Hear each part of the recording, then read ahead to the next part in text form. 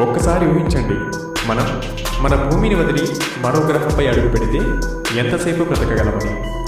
సూర్యుడు 0.00000001 సెకండ్, అంటే మీరు వెంటనే ఆవిరైపోతారు. ఇంకా మీకు అర్థమయ్యేలా చెప్పాలంటే, మనం బాగా వేడిగా ఉన్న పెనం మీద ఒక చుక్క నీరు పోస్తే ఎలా ఆవిరైపోతుందో అలా. మెర్క్యూరీ 1 లేదా 2 నిమిషాలు. అక్కడ పగలు టెంపరేచర్ 430 డిగ్రీల సెంటీగ్రేడ్ ఉంటుంది.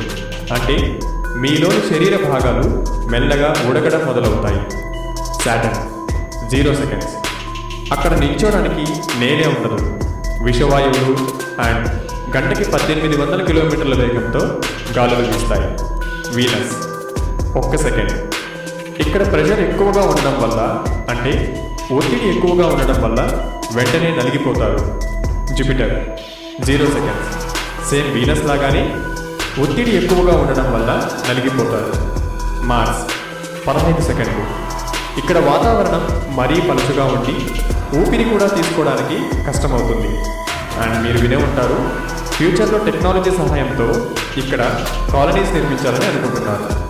నెప్ట్యూన్ 10 నుండి 20 సెకండ్లు.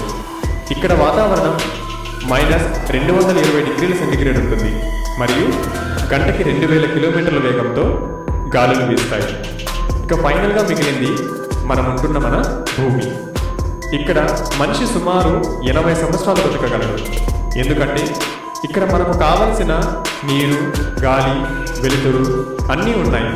కానీ మన చేతులారా మనం మన భూమిని పొల్యూట్ చేసుకుంటున్నాం.